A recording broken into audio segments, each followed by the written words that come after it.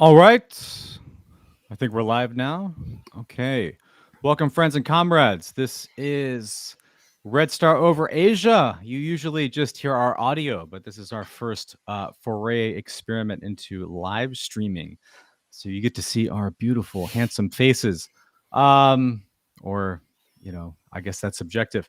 All right. But thank you all for joining us for this experimental live stream. We are on YouTube, Twitch, Facebook, and Twitter. Uh, First off, I am Mike. I am down here in Busan, South Korea. And also, we have Comrade Bori. We have our usual co host, our whole team here. So, Bori, you are up in Seoul. How are you doing, Bori? I'm doing fine. Had a couple of drinks, so I'm not sure how consistent and sober I'll be, but I'll try. Well, emphasis on experimental. This is very much a casual hangout. Our episodes, I think, tend to be very structured and academic, but this is sort of an experiment and kind of casual discussion. All right, and we have also Jay down in Gwangju. So we've got the trifecta represented today. We've got Busan, Seoul, metro area, and Gwangju. Jay, how are you today? I'm good. I forgot to get a beer, so I'll just be going in straight. So we'll see how that goes. All right, good. All right, and we have our friend Daehan also up in Seoul, who's in the waiting room. We're going to bring him in a little bit.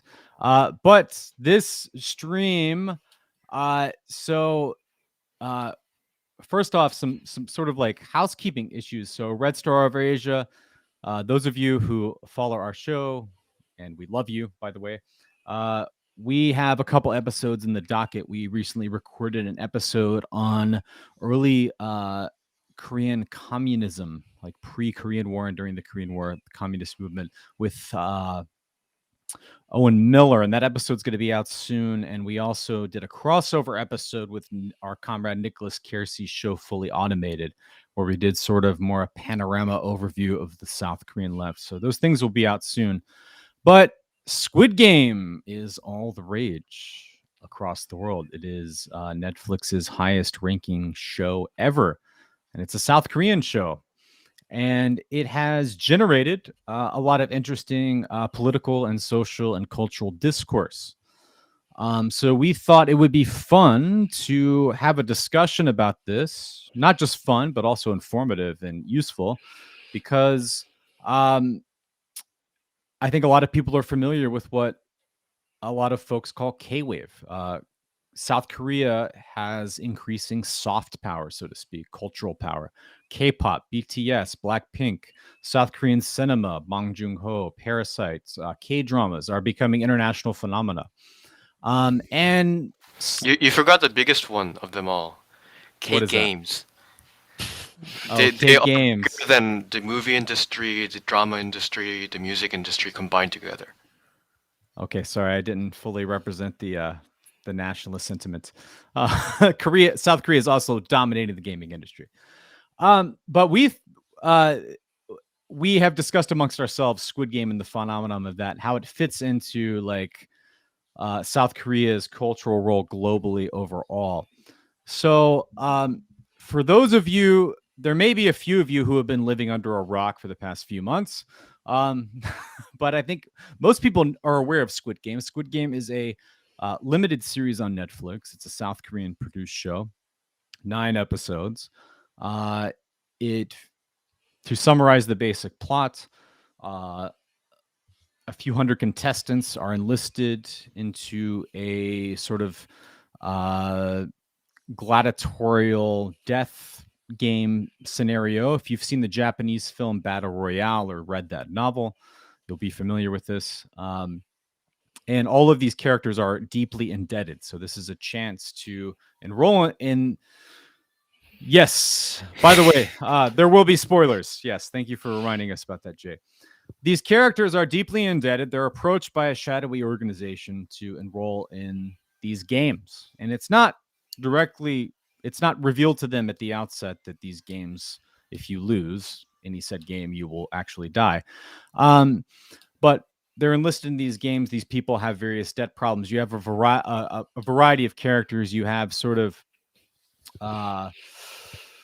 trust fund fail sons who had great opportunities and fucked things up. You have a migrant worker from South Asia who, dealt with the bullshit that migrant workers go through in South Korea. You have a North Korean migrant who is participating in these games because she's indebted and trying to get her family to South Korea to reunify her family. You have a gangster who fucked over his crew and is entering the games to try to recoup that money. You have, which this is one thing we'll talk about later, the primary antagonist or protagonist of the show. There's reference to an actual real labor strike that happened. So the entire show has been talked about in the media generally as sort of a metaphor and like a microcosm of some serious problems in South Korean society in terms of the increasing levels of personal household debt, family household debt, the increasing precarity of work in South Korea.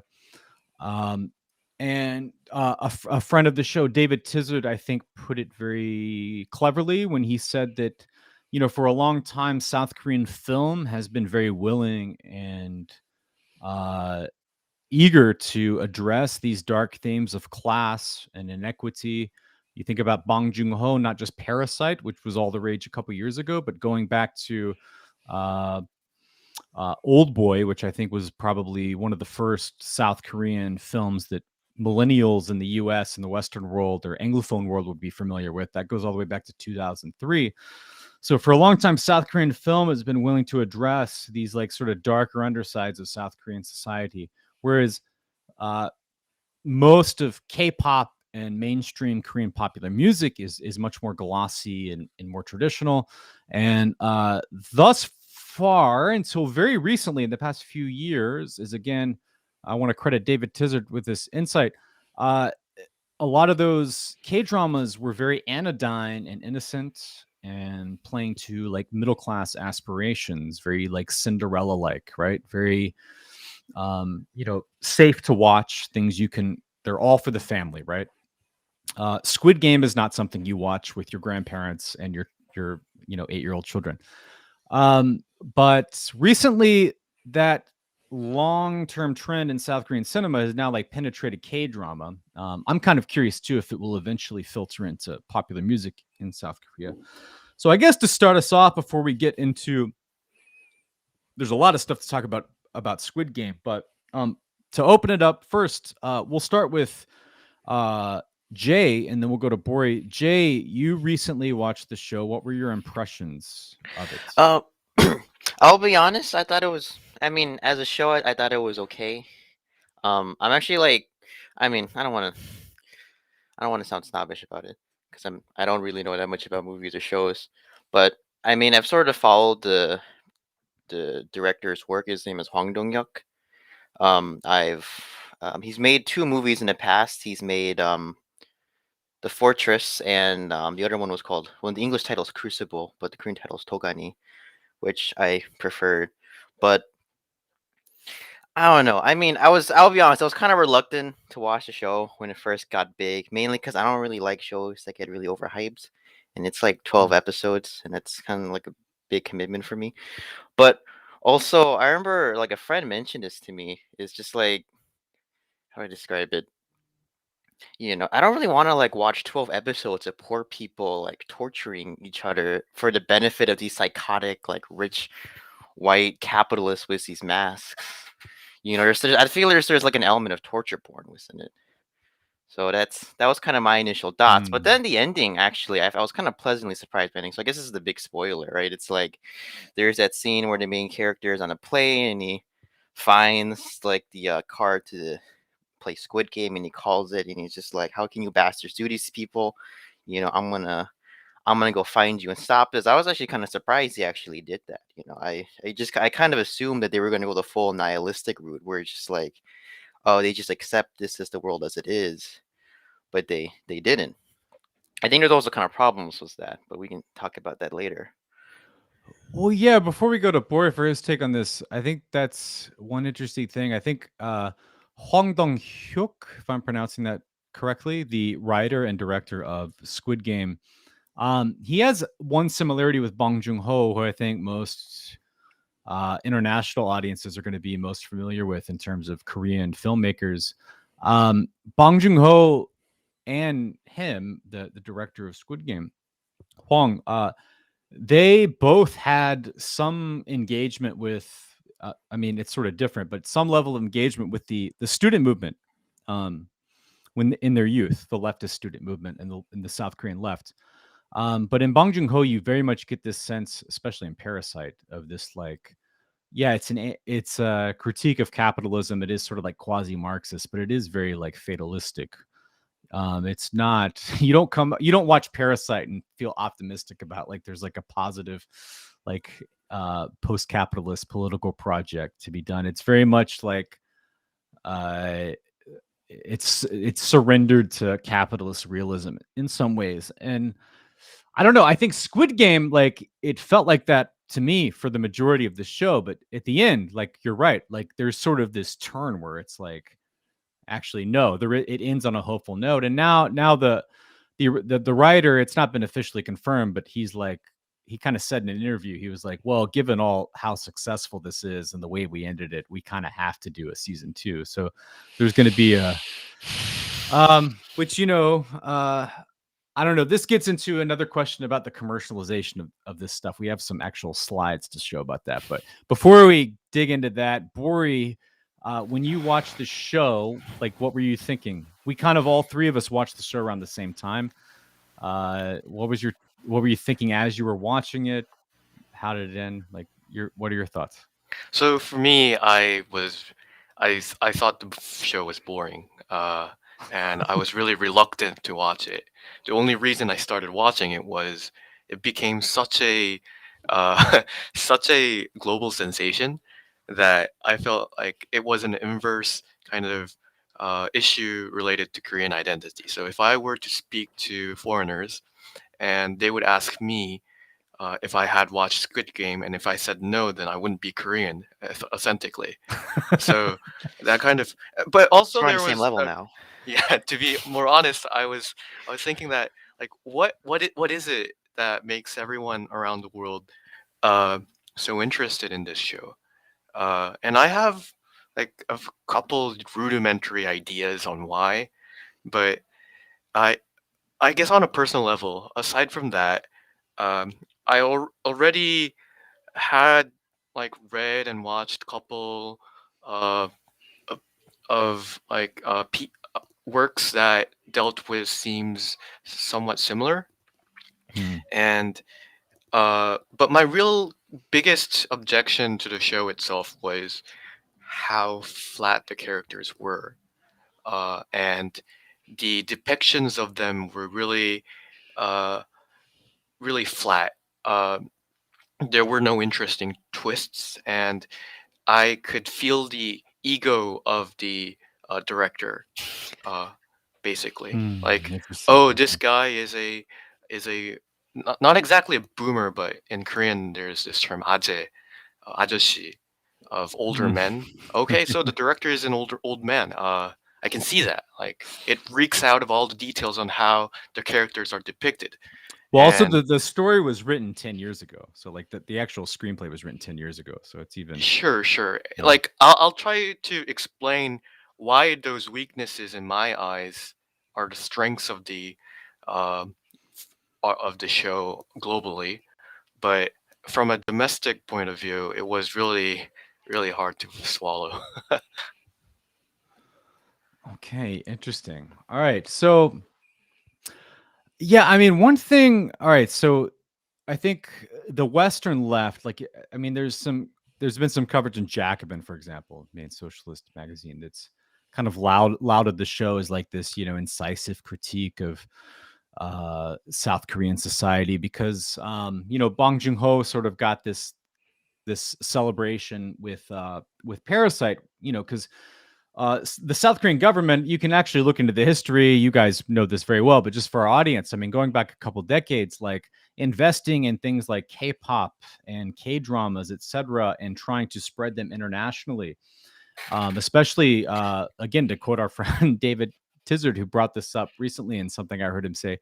Uh, in the production of K-dramas, there's like certain attention paid to details that will play well in the South Asian market, in the Philippine, because South Korean dramas and South Korean film and South Korean music are popular all over Asia. So the South Korean government has very consciously promoted these things as a form of soft cultural power. Soft power is something we don't often talk about. South Korea is a formidable military power, but its cultural hegemony within Asia, I think, is under appreciated in English discourse, at least when people are talking about Asia. But yeah, with Squid Game, Squid Game clearly has this anti-capitalist edge to it. But I just want to show a few slides. I mean, this is it's sort of depressing in a way. You have a show that, in interviews with the director, it's clear that he wrote this show intentionally to try to get these points across. But once the show came out, it was quickly sort of defanged of its radical content and commercialized. And I just want to show a few pictures of this. So, one of my many part-time jobs is teaching English to young children, and anyone who has seen Squid Game knows that this is an incredibly violent show that is definitely not suitable for children. But there has been a huge merchandising phenomenon within South Korea, where you have plush dolls of the guards that routinely execute game participants on camera. So we're going to open up a slide here. I just want to show you some things. So there's plush dolls, and then there are some even more surprising things. So bear with me for a second. Let's get this screen share going. All right. Okay, here we are. All right. You guys, are you able to see this? Yeah. You can also change it to a full screen. Yeah, I am trying to do that. Slideshow. Yeah, it's all right. Well, I don't want to get us. People can see the pictures. Sorry, guys, it's not going to be perfect full screen. It says it's full screen. All right. Well, here you see. I think everyone can see this. These are plush dolls. So, for anyone who's seen this show, these are guards who routinely just execute prisoners in cold blood. And I'll give you an anecdote. As recently as 2 hours ago, when I was returning to my apartment, I got in the elevator, and there was a mother with 3 young children, and one of the children had one of these big plush dolls with them. So you have this very radical anti-capitalist show that is very brutal and exposing the dark underbelly of South Korean society, and how a lot of people are living underneath the gloss of the image of glitz and glamour that the South Korean government and its constellation of cultural institutions tries to project. And then kids are just walking around with these things. All right. And then the next one. All right. Can you guys see this? Is this up on the screen? Yeah, it's working. Yeah. Sorry, folks. This is our first foray into live streaming. So there will be some glitches. All right. Here is a children's playground that was opened. A Squid Game themed children's playground. Okay. And again, if you have not watched this show is about hundreds of desperate, indebted people entering a game where if they lose, they die. And in order to escape a debt cycle. All right. So we have the plush doll toys that are merchandised, and I did not include a picture here because I accidentally deleted it from my phone. But I was walking by a coffee shop, and there was just it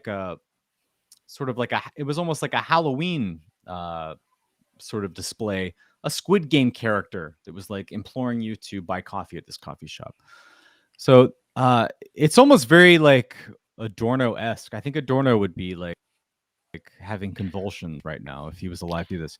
But hold your thoughts for a second. Let me get to the slideshow here because it gets worse. It gets worse. All right. And this is real. All right. Look at this one. RHB. All right. So people who have watched the show will recognize the circle, the triangle, and the square from the card that is left to invite people to participate in the Squid Game. this banking institution has a limited edition Squid Game debit card. Like consumer debt is like the primary like kind of underlying theme of the show. And there's a bank, an actual bank that has a limited edition Squid Game card. Then over here, there's also a milk commercial, which is a little less overt, but I think this credit card thing is even more telling. And then Bora, you were actually the one that brought this to our attention. This is blanked out. So, Bori, can you explain this? You sent this article about after the release of Squid Game, call center managers were utilizing some of the imagery. Bori, not to put you on the spot, can you explain the context? Oh, sure, yeah. behind So this, as people who watched the first episode know, this is the killer doll that massacred, I think, like half the contestants in one go, or at least was the censors for identifying who was supposed to go. And this is a picture of call center managers changing their profile pictures to that of the robot doll in their in-company messenger services. So like and then they would chastise workers for low productivity using these profile pictures. So when in the show, contestants who were moving after this doll was watching was shot. That's basically what the managers were doing. So like these managers are very conscious, like they know what their role is and they lean into it. And this is like what the fuck. But the point of that column of that article of that op-ed was that yes, managers, these people are clearly doing something very very barbaric, but the real oppressors aren't just them, but also what forces those managers to keep on increasing productivity, whatever the means, and that would be the capital that had bought those call centers, etc. But anyhow, that imagery being utilized in the service of something like that is very, very evil, and I thought it should be something to be brought up. It's not something about capitalizing or trying to gain profit from those images. It's using those the political meanings behind it, like without any irony. That's the sickness about it. Okay. All right. Yeah. Thank you for that explanation. Yeah. I mean, yeah. When you initially sent that article, I was like, what the fuck? I mean, how brazen and just. All right. Well, this. Before we get even deeper into this, and we have a guest here, our comrade Daehan, who's in the waiting room. He's going to be joining us once we get through some of these initial questions. We might have some other guests on as well, but I wanted to share a couple more slides to just contextualize this show, because indebtedness is sort of the common thread that ties all of these contestants in the Squid Game together, whether it is the protagonist, what is his name? Jungjae, Lee Jung, or no, Gihun. Sorry, Jungjae is the actor. Gihun, he's indebted. He's a divorced man, and I want to actually, before we proceed, because don't want this to get off the agenda. Early in the show, it's shown that before he became this sort of failed divorced kind of derelict father that lives with his mother, he participated in a labor strike that was actually based on a real labor strike, because as we mentioned before, the director and writer of the show had some level of engagement with the South Korean left around this time, and that still like clearly informs his thinking about how he approaches filmmaking. So I don't know, maybe Jay, could you talk a little bit about the real life strike that this is based on? There was an article in Jacobin by a comrade of ours who's actually been a guest on Red Star Over Asia. I don't know if it was written by him, but he was involved in the production of the article. But yeah, the strike reference that sort of like ruined his life and then led him to this precarious situation where he ends up in the Squid Game is based on a real strike. So, Yeah, Jay, just do you have anything to one say moment about that? about the author. So this was initially a Facebook post by Lee Chang-gun, who was one of the workers at Ssangyong Motors, and then Hmm. he wrote about like what he saw in the show and what he appreciated about it. He's currently at the uh, Democratic Labor Research Institute for the KCTU and is working on like organizing strategies for the unorganized. And he's like Hmm. he does great work. Awesome. Yeah, well, I'll just explain very briefly what the strike is. Bori can fill any details I've missed. Essentially, in 2009, a major company called Ssangyong Motors laid off nearly 2,600 workers, which led to a very, very militant sit-down strike that went on for around 77 days and was very, very brutally suppressed by the police. You know, several people died. That's which was shown in the show in the specific scene where you see Gi-hoon cradling his dead friend who was murdered by the police. And it was considered a very Hmm. major point in not only South Korea's labor history of politics. Um, it was so there's still like there was a campaign for 9 years to have coworkers reinstated under new management. What else am I missing? Oh yeah, I guess one important thing I think it's important to point out is I think it really kind of showed the brutality of the police because after democratization, there was like a major transformation in the Korean police agency, which was largely seen as right government thugs, and so there was an attempt to kind of make them seem like a very which and they're which a very trust institution that they are now, but the Sangye motor strikes reminds all of us that like the key role of the police is always to protect the existing property relationships, and that's what we saw. Can I jump in? Yeah. Yeah, of Oh, all course. right. Go right Yeah, ahead. sure. Yeah. Yeah. Thanks for that So summary, Jay. yeah, so it's the images of the strike and the police repression is only shown very shortly in the show itself. But since it's in the backdrop, but since an actual Sangyong Motors worker was able to identify with that and appreciate that representation, I think it's good that we can actually talk about it more, fully utilizing that opportunity. Uh, to provide a bit more historical context, this was in 2009 when Lee Myung-bak was president, and he was under a lot of political pressure. Now, Sangyong Motors is a one of the smaller chaebol companies in Korea, alongside like Daewoo, Hyundai. Hyundai would be the biggest one. I think people in other countries have, or at least heard of Hyundai. At least Sangyong is much more a domestic focused automobile company, and it wasn't doing really very great during 1997. The IMF crisis, Sangyong went underboard, was bought by Daewoo, but Daewoo was one of the big Jebel companies that went bankrupt during the IMF crisis. So it had lots. It didn't have a lot of capital and was under a lot of. It was facing bankruptcy as well. So the government tried to sell, have it be sold overseas because no one inside domestically was trying to buy it, and that led to Shanghai Motors, a Chinese company, buying it.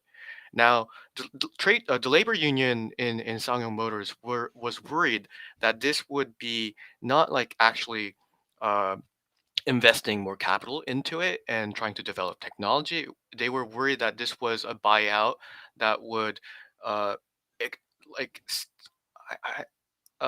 it's too steel is too loaded, but uh, technology leakage. I don't know. Like, I don't know what the English term is, but they were worried that would happen.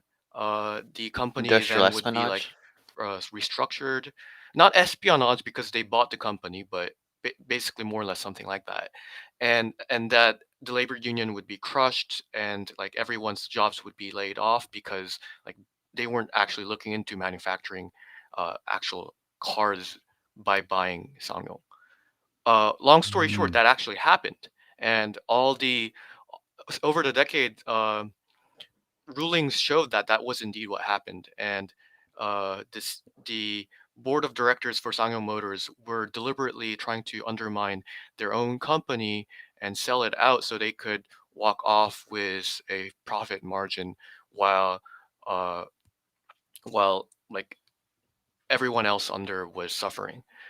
Now, because it was Lee Myung-bak administration, uh, the state was very collaborative in allowing the jailbirds to do so.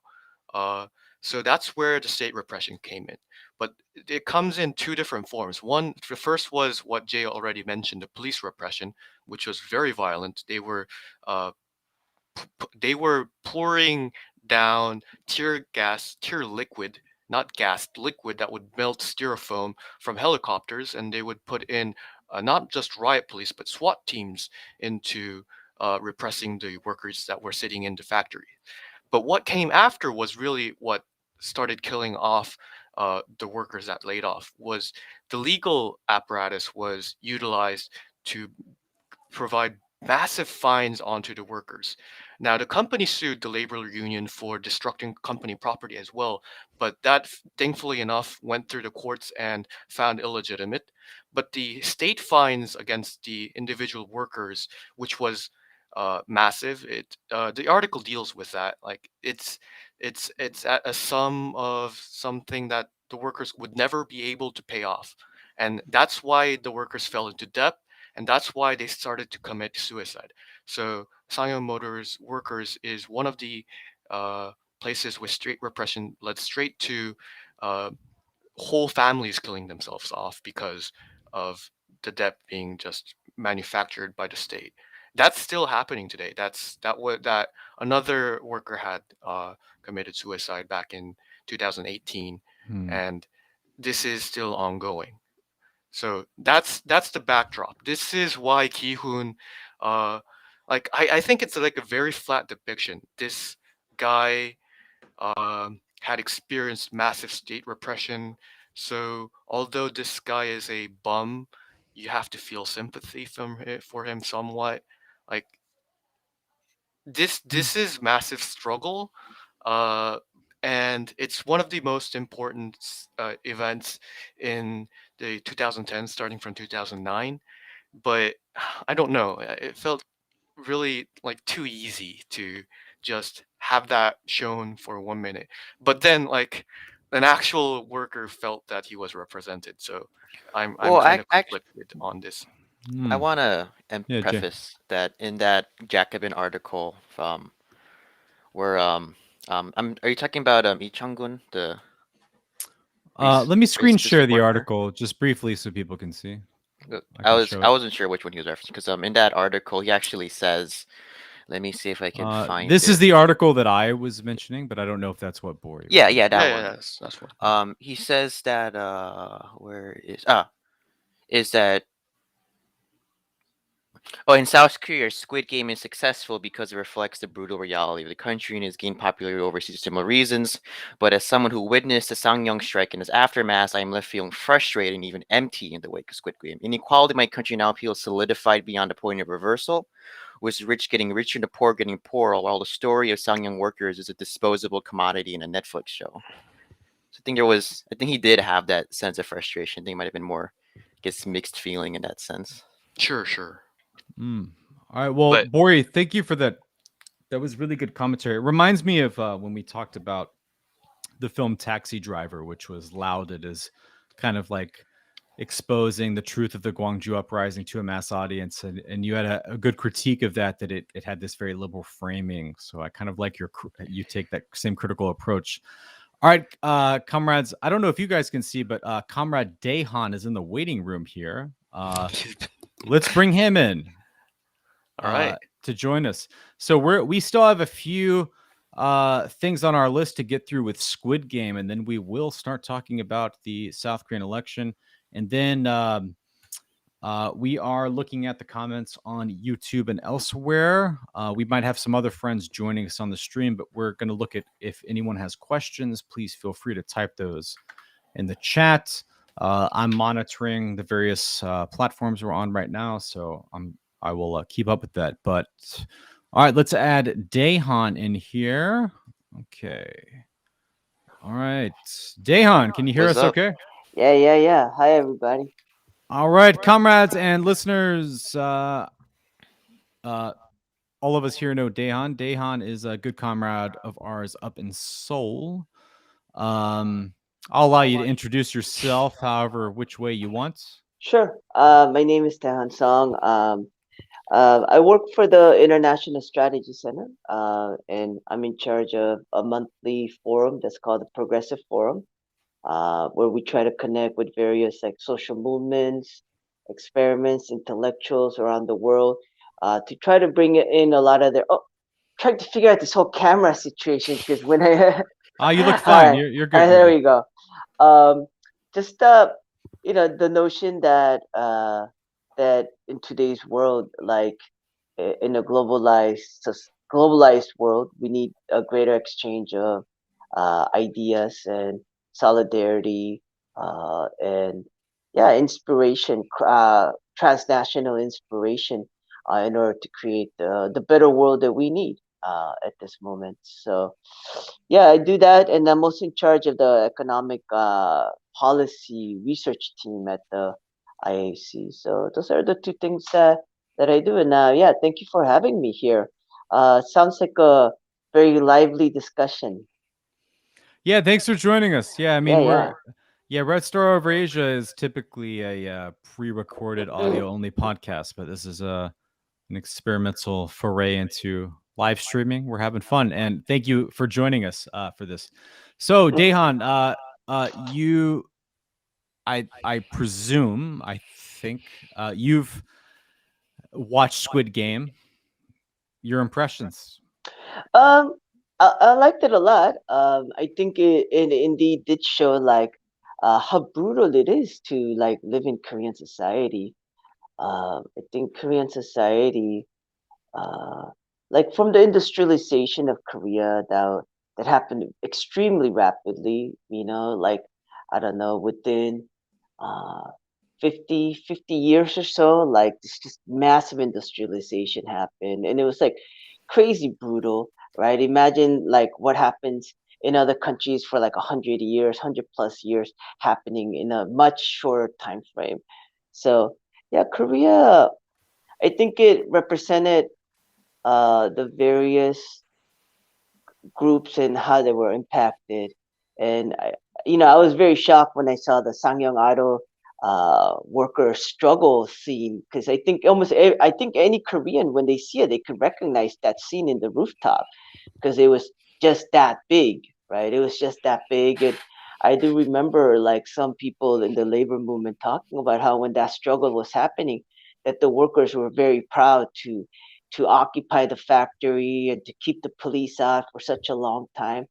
Uh, and then afterwards, the massive repression, and as Pori talked about, like the massive ways of repression, like through debt, right? Like crazy, like fines and all that stuff, and how it led a lot of people, like it drove so many people to like take their lives. Yeah, I Yeah. mean, yeah, I was like really like taken aback, and um like like I see the criticisms that people say, but in some ways to me it feels a little bit like maybe Squid Games is just like the opportunity to start that conversation, right? So on the one hand we could look at it as a limitation, but on the other hand we could also look at it as kind of like a tool that we could use when we organize people. I think on Nodutol, um, which is based off of New York, they actually had this great Instagram carousel where they basically did a Squid Games, and they were talking about the reality of Squid Game, right? And then they were talking about migrant workers, they were talking about the elderly, they were talking about like Ssangyong, the workers and stuff. And I mean, I feel like we must look at it in both ways, right? Both, it's good to understand the limitations, and also it's good to see how it does offer a certain kind of like an opening of sorts, in a time when there's kind of like a pretty big media. Yeah, I don't know. I guess to say a media blackout would be kind of like maybe overemphasizing it, but yeah, to me, it's just nice to see Korean TV shows more and more reflect uh like social issues, or at least from my point of view. I've watched Korean dramas before, but it just feels like these days, like you start seeing a lot more representation around like queer issues, LGBTQ issues. Like Yeah, ET1 class. I was kind of shocked that there was a trans character that was portrayed positively. But to get to sure, your, I yeah. sorry if I cut you off. I just No, wanted to no, respond to go this ahead. before I forget. Yeah. By the way, do I have an echo? A little bit, yeah. Okay. Let me fix my echo thing here. All right. Is everyone hearing an echo or just one person? Say a little bit more. Testing. It's fine now, I think. Okay. All right. Well, yeah, my headphones also have a mic in them, but I turned it off. It's all right. Okay. I think you just have a very cavernous voice. All right. Well, all right. So there is. Oh shit! I'm hearing the echo now too. Hold on. Let me. How about now? Is there an echo? No. Well, now I have an echo, Okay. I think. Everything sounds good. Yeah. Okay. All right. So wait, the problem is someone.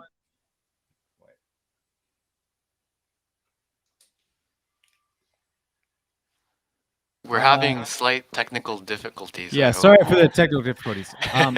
The problem is it's not coming from my end. Someone has the audio of the stream coming into their microphone. It's not me.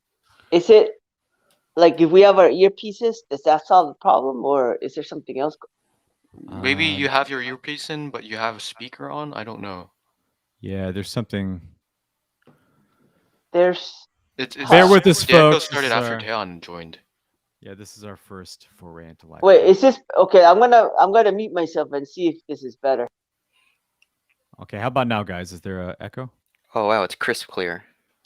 All right. Okay. All right. Sorry, Daehan. We'll unmute you when it's time to talk. Daehan, that was very good commentary. I agree with you. I think, Bori, I don't want you to take this as like an aside. I think your critique was very good, but this is not applying to you. But there is this sort of tendency sometimes within the left. It's like, why is Martin Scorsese and every other great director not a Marxist? And it's like, well, we live in a capitalist society, okay? But like, so we should kind of be grateful when like some of our ideas like anti-capitalist ideas penetrate popular consciousness.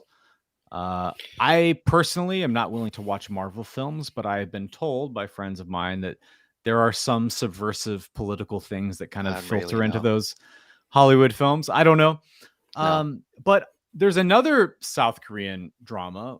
South Korea is on fire lately on Netflix that has just dethroned Squid Game, Hellbound, which last night I watched the first 2 episodes with my wife and my stepson. It starts out as sort of it looks pretty straightforward. It's suddenly monsters are coming up and pulling people down to hell, and they warn them you have 5 days before you go to hell. But I have not seen the whole series, but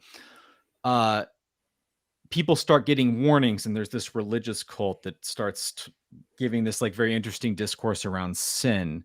And like there's this theme in South Korean cinema and also in like a lot of television generally, like before the South Korean wave, like when I was still in the US, Walking Dead and zombie stuff was like the big rave.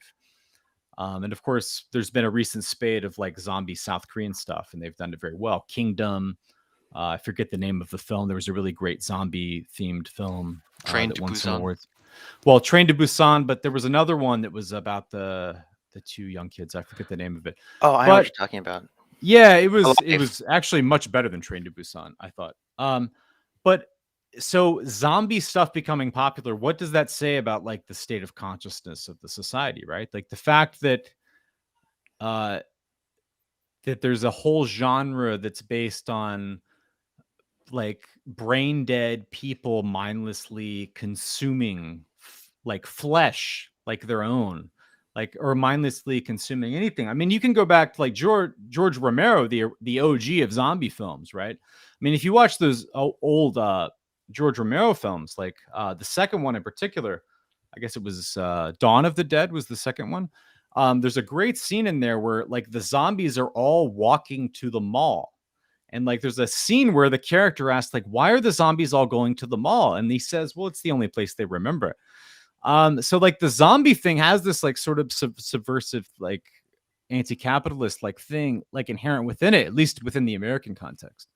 So the popularity of like The Walking Dead, I think, is there's something, it's tapping into like some recognition that people have consciously or unconsciously that we are zombified in some ways. And then like this, like the South Korean cinema for a long time, as we said before you got on, Daehan, has been quite dark and willing to address like class and gender and even sexuality and some of the like sexual orientation, LGBTQ issues. But that's now filtering into K-dramas, which that's pretty recent. K-dramas previously, again, I have to credit David Tizard for this insight. He's the one who gave me that idea. We're pretty like, Cinderella like, and I like some of those K-dramas. Sometimes you want to watch like Crash Landing Over You. North Korean handsome soldier falls in love with like a beautiful woman who betrays her class. Like, it's a sweet love story. It makes you feel good. I love that stuff. I'm not shitting on that at all. But that darkness is now penetrating into K-dramas. And I'm kind of curious if it's going to penetrate into popular music too.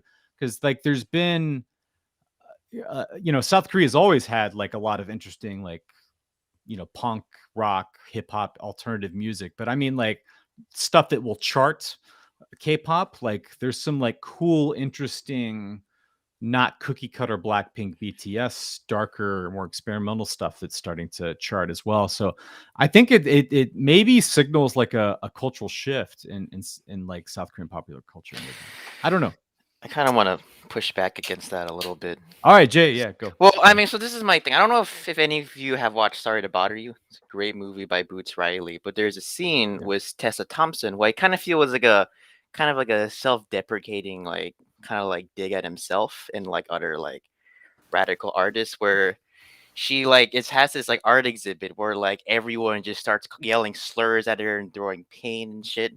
And there's just pictures of just like Africa being colonized in the back. And it was this like statement about how like art is not it's not revolutionary, or even radical art is actually like anti-radical. It's fits. It's been basically integrated within the ruling system. It's a way of sort of acknowledging kind of like the suffering caused by capitalism, but in a way that doesn't actually like instigate action. It's almost like an opiate, and Absolutely. that's my in that I'll just chime in just one point.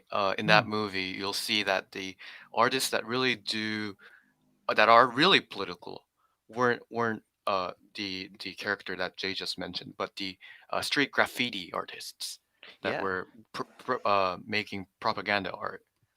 They were actually doing something much more political than what she was doing.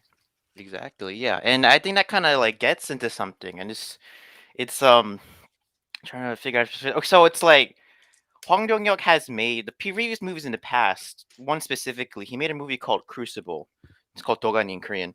It was about actually an incident happened, I believe, in Gwangju, where there was this school for disabled kids, and it turns out that they were abusing the kids. And it's the movie is very interesting because it's not like a leftist movie by any means, but it's a very agitational movie. It's just like very slow build up.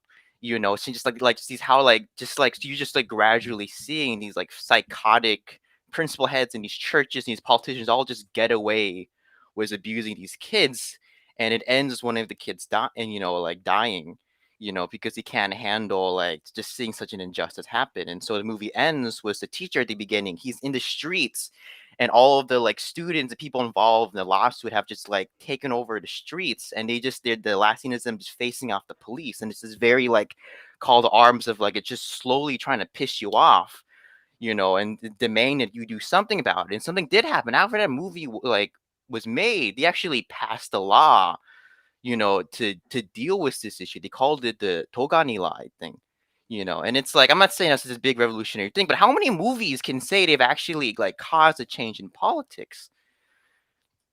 And it's I it's think anything. there are quite a few There's a movies, couple, but yeah, but I mean that's the thing though, is I not feel like always in progressive manners. that's true, yeah.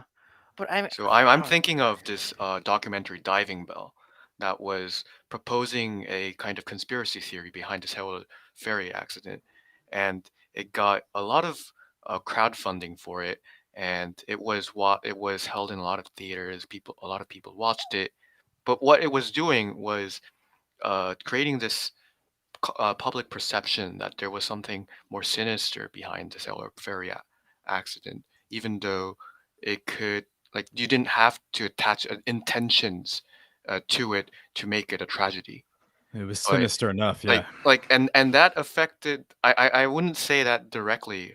Like there's a one-to-one causal relationship there, but currently, like one of the difficulties created by that sort of conspiracy theory thinking is that uh, there's lots of different groups of the families of the deceased that the more prominent ones are actively seeking out to get to the bottom of that conspiracy, which is like impossible.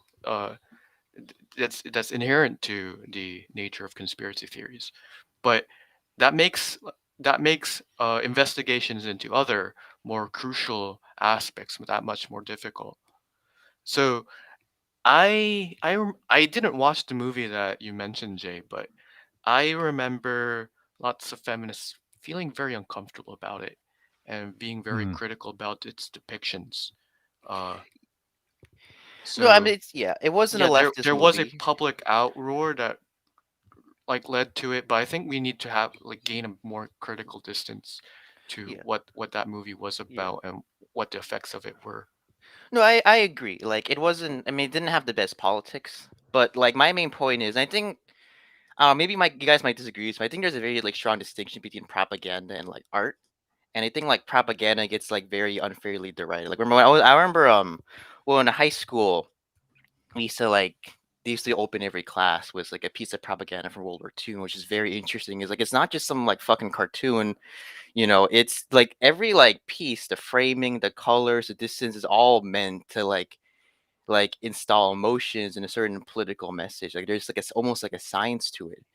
And I think that's the issue is like movies like Squid Game are all about trying to like express the pain of neoliberalism and debt and the suffering caused. And but it doesn't really say like, well, what's the purpose of this? It's like how, like what are we supposed to do with this information? Whereas like, because if a movie, I mean, it's not Battleship Potemkin. It's not trying to like push you towards political action, which is what I think like what real Hmm. art should do. It shouldn't just be to fulfill some like narcissistic desire of some like writer or like singer. No, I I'm think you just absolutely nailed it, Jay. I mean, I think that's like as radical as like Parasite and Squid Game can be, and you can cite any other Korean film or even, Children of Men or like, there's a lot of like films that somehow surprisingly got the funding to get made.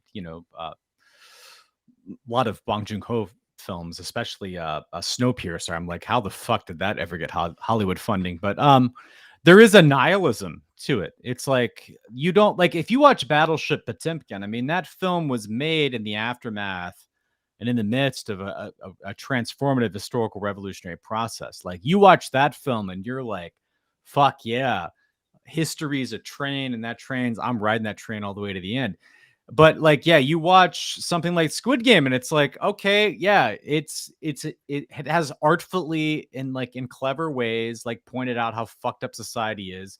It's slightly exaggerated how heavily indebted people actually live. And I mean that only slightly. Like, it's not that much of a difference. I mean, there was another story I didn't put in the slideshow. There was a obviously people weren't killed, but I think it was in one of these like, bizarre like oil fiefdoms, Gulf states. I think it was in UAE maybe, where they like stage sort of like a joke Squid Game kind of thing, and like the winner gets $1 million. Like, obviously they can't legally shoot people during participation in the game. They can legally shoot people if they participate in a protest, but um yeah, it's sort of so bizarre how, like, I mean, it reminds me of the when I see the Squid Game plush doll that like some of my students have attached to their backpacks. Or as I said, when I was coming up the elevator, when I got home a few hours before coming home to do this live stream, I saw there was a kid in the elevator, nice kid with a plush doll Squid Game guard with the triangle thing. And it's like, this kid has no idea what that guard symbolizes. And it everything becomes the Che Guevara t-shirt. And I say that as someone who has many Che Guevara t-shirts, and I love Che Guevara, but I mean, he was sort of like the first one where it's like his image and what he stood for was sort of like commercialized and then sold back to you and made safe. I mean, in Tennessee, when I was in university, I remember the Walmart in my small town where I grew up was selling hammer and sickle boxers. So Because I it's want just, it doesn't mean anything. It's totally meaningless. It's so not I subversive, I right? want to So jump that's in opens up some for things. clarification. On the one hand, we have the actual effects of or of the of the show, where it's being commodified and people are just taking up the images completely detached from the context of the show itself. And then on the other hand, we have Jay talking about how uh I wasn't really sure what the point was. Is it that good art needs to be propaganda? Well, no, I mean you can make like good art and just make it art, but like if you're gonna make political art, I feel it should, at least in this, like if you're just gonna like trying to say something about like history or like, I mean, for example, No, no, no. Like So, Hong Dong are you made like saying a. that Squid Game met that criteria or not? No, it didn't. I think it didn't. It didn't make a call for change. It just like marvelized politics, which I think is kind Huh. of messed up. I don't know. I feel that I don't think art needs to be reduced to propaganda, and those serve different things. And although there are overlaps that change within context, I think propaganda under Stalinism, uh, like Groys I forgot how to pronounce his name. Boyce Groys does a really nice job dissecting the aesthetic values of propaganda art under Stalinism, and I think that's fascinating. I think that's going to be quite different from the propaganda art produced under Park Chung-hee, and we need to investigate that much more. So, but on the other hand, I don't think that's reducible. So there can be art that is very political that doesn't have any political content, because it's operating on different levels. Uh, like, I don't think philosophy always has to lead to a call for action. Yet it can be very political. That's the stuff I'm interested in. Very abstract theoretical concepts. Yet, like, I'm not good at philosophy, but I find it enjoyable in that, like, Yes, you are. these Don't sell still can yourself short. be like these still can be very essential at the very heart of politics. And like, that's the dictum of, without any revolutionary theory there is no revolutionary practice. Like, Well, so if before philosophy we works like that, I think there's a level where art can work like that as well. Well, I agree. I mean, So I think that's you can. just the Yeah, criteria, like, clearing yeah, out there. But yeah. yeah. I guess for I want to like preface that I guess I don't see it making something propaganda as being like a reduction. I think there is room for both. Like, for example, Hong Dong-young made a movie called The Fortress. That was more interesting, where it dealt kind of abstractly with concepts such as class and nationalism and It's if you don't know, it's a movie about the Qing invasion of the Joseon dynasty. It was kind of interesting. It wasn't just all like, oh, the Chinese are invading. It actually shows the like inner corruption in the dynasty and such. But it's more because it's always been the show is specifically framed as like, oh, it has this great political message that we should all listen to, and it's like you're making a fucking season 2. It's I don't know, like, I mean, there's like a great quote by like Lauren Jane Grace, and she, I remember she said is it she said something about this, like, I don't understand the statement that the revolution was a lie. It seems like puts a lot of people arms, and I always feel like asking the question, well, how the fuck wasn't it? Like, where is revolution, man? It's like, is there a revolution that a bunch of people are going to start coming out of their shows and make them really rich and make a big band? I mean, to me, it's like, I don't mind shows like Hometown Cha Cha Cha or I think of some other like smoltzy like K drama, because it's not pretending to be anything else. But it's like when you're commodifying, politics, when like these real struggles, it feels very messed up. It feels very demeaning, and I think they notice. Like, I'm like, a good example is like Bong Joon-ho, like the movie Snowpiercer. I mean, it's like a really subversive movie. The movie is basically state and revolution with like future trains, right? I mean, it's like it does very interesting deal with concepts of like the integral state and opposition, and like how and taking control of the existing bureaucracy. And that movie like got him blacklisted in Korea. People don't notice. Like, wasn't that didn't change until after the Candlelight Revolution. And it's like, it was kind of interesting. Well, what were the movies he made after that? The movie he made after that was Okja. And I don't know if anyone's watched the movie. It's a very interesting movie, but it ends basically with like the eco-anarchists like doing everything right and then losing anyways. And the little girl takes out the golden pig and she just buys off her pet pig and leaves and lets all the other like sentient pigs get turned into ham. And I think there was kind of like a message there, because it's like, Bong people, again, like as Mike mentioned, Bong Joon-ho was involved in the student movement is used. I don't know to what degree. I think I heard he used to be involved in some Trotskyist circles, but like a lot of his like movies deal with kind of those issues. Hey, And look, we all make mistakes. I've been involved in Trotskyist circles. Like, it's a thing that happens. I Yeah. haven't heard that he was involved in a Trotskyist. Look, I have a I'm source. I'm a recovering Trotskyist. I'm in a 12-step Yeah. program. Yeah, Like, I it's a mean process. that's It's an not the issue. ongoing We're not process. we're not saying that it's wrong to be a Trotskyist. I'm I am. asking whether he was a Trotskyist in the first Well, place. I can't confirm it. That's why I said I've heard sources, but they're like, I I, can't say he, it I, all. But if I good remember sources. correctly, Bong Joon-ho came out from the sociology department, and uh, at that day and age, like if you're slightly interested in politics, like there is a lot of student activism brewing, and if you don't shut yourself in the library to just take exams, then you'll be involved in somewhat or manner. And if you're like watching movies, like in the 90s, basically this was what the vibes were like. If you were participating in the traditional Korean instrumental circle, a club, you're reading Marxism. That's fair.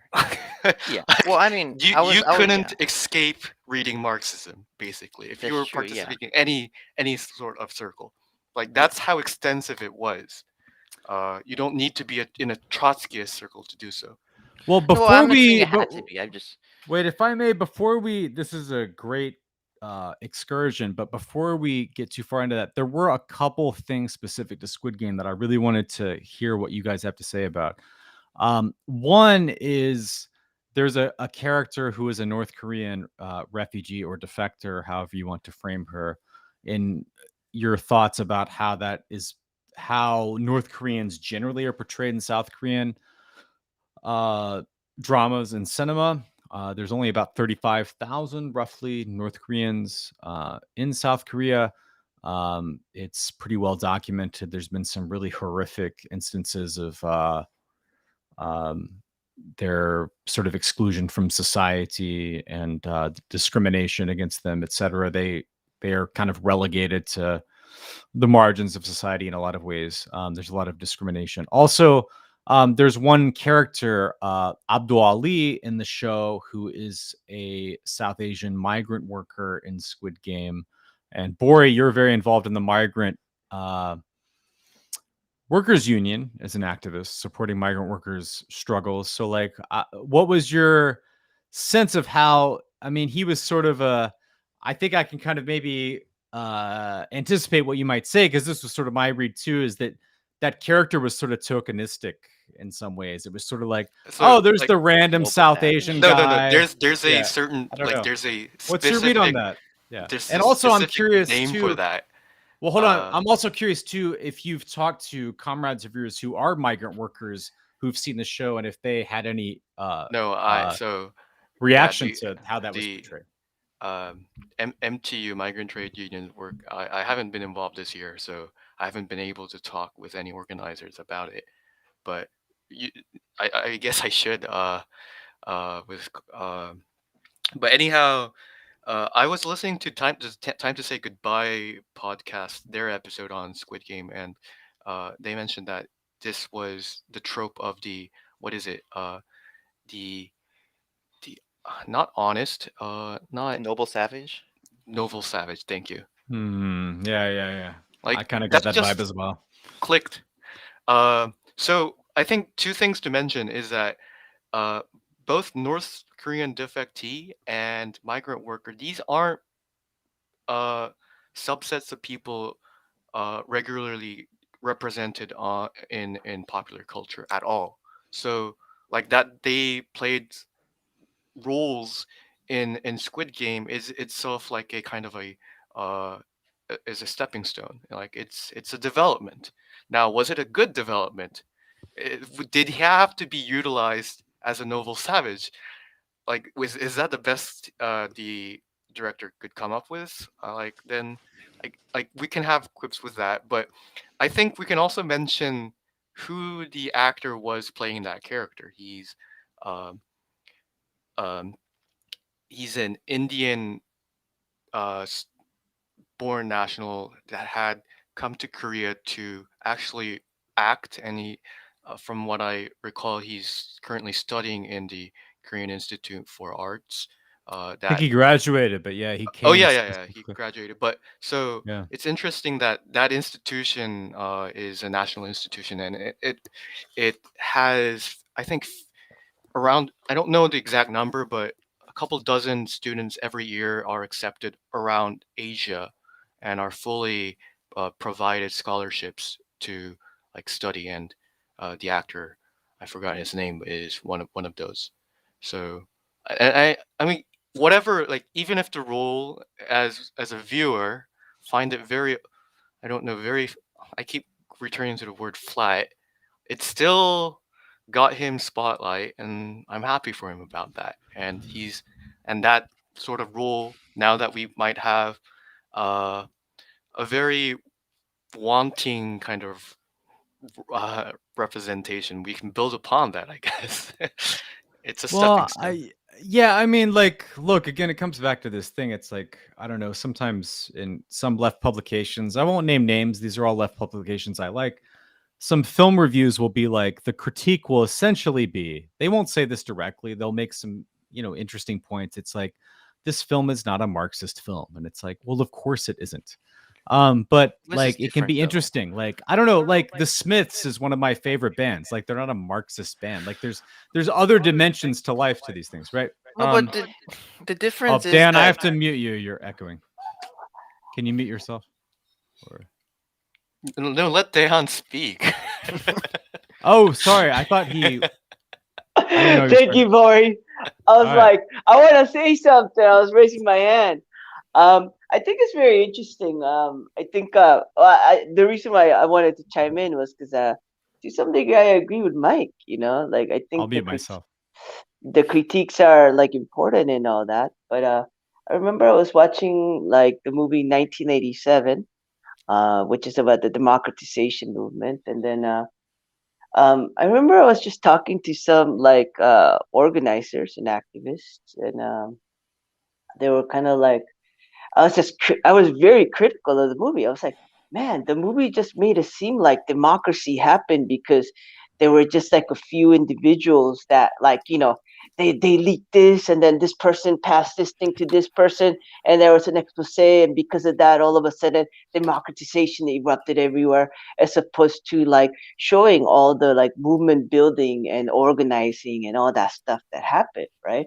And I was kind of criticizing this to somebody, and this person said something that really struck me, which he was like, well, of course, it's not a movie that we made, right? It's a movie that they made, right? But like it is a movie that I could take somebody that I'm organizing, and I could be like, hey, I could take the person to watch that movie, and then I could tell that person, look, like, you know, and talk about certain elements that were moving or whatnot, and then afterwards also criticize it and critique it and say, but look, this and this was weak.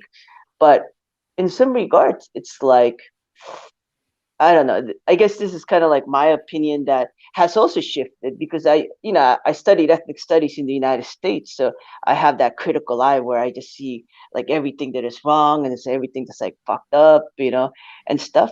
But it was just interesting when I was talking to Korean organizers, and their attitude was like, yeah, of course the movie is gonna be like lacking in so many ways because it's not a movie that we made, right? But for them it was like, well, how do we use that, right? How do we use it as like, how do we organize people to come and watch this movie, and then afterwards have a beer together and talk politics and tell them, hey, look, it was people like us that did this, right? So yeah, I just kind of wanted to chime in with that. Sure, but All I, right. I guess Yeah. I guess I didn't watch the movie itself, but I was observant about the reactions to the movie on my Facebook feed because uh, I was really interested in what those that had participated in the democratization movement had thought about the movie. And on one part, it's like what Dehan mentioned. It's not our movie, but it will have its usage. But there were also those that refused to watch the movie or just felt absolutely disgusted after watching it because th- this this the problem of the movie is how it depicts not like how it just happened, but also like not the actual struggles, but also it's a very victorious movie. And that is the narrative of the liberals that are the ruling party of this country. And it shows that ultimately those that were more radical, that were trying to pull the whole movement and the nation left and had more aspirations for more democracy, more rights, etc., that they lost, and that this was being sold in this sort of fashion, and that the liberals would be able to frame it in this fashion. And this, I guess some of them came from very personal views, those that didn't weren't able to be out in the streets because they were being tortured under the Namsan, and had only read about it when after being brought in the newspaper, and when he was being tortured he didn't think he would survive it. Like these stories did resonate with me and kind of affected me not watching the movie overall. So the problem is that the people, at least we're on a tangent here, but with the people about the events of 1987, the people who were participating in it are still alive and are still within the struggles. We're not just depicting an historical event that had happened in the safely posited past. And so it so these are like political stakes that the movie uh, has in producing certain effects. And I think we can return this tangent back to Squid Game and asking what are the effects of the show itself, of why are all these merchandises being so popular, that is detached from the context of the show that showed its brutality. On the one hand, that's going to happen. Like if images are popular, they're going to be taken out of its context and just utilized in different settings. But on the other hand, it's the show itself allowed that sort of appropriation to happen in the first place. And this is where I think a very crucial critique of the show is that it allows viewers to feel good about themselves. So yes, there are people in the lower stratum of Korean society who are in shit conditions, but that's not us. Well, I So mean, I like, think there are two. This is a tension. I'm not saying that this is the uh, ultimate lesson of the show itself. Talking about certain effects. I don't know what the global reception of this show is, but I think this is a major part of why it's popular in South Korea. The other, like the leftist appropriation of the show, is possible, and I want to talk about this as well, about Gi-hoon's final message about like why are you granting solidarity? And he talks about this isn't because I believe them, this isn't because like these are good people. We don't have any choice in that. And I think this is like a very crucial point about solidarity that deserves hammering further. That solidarity isn't happening because the people you're in common struggle with are noble or are like morally superior, etc. People have like it comes out from necessity, and and it's a wager, but that wager is made because you don't have any other choice.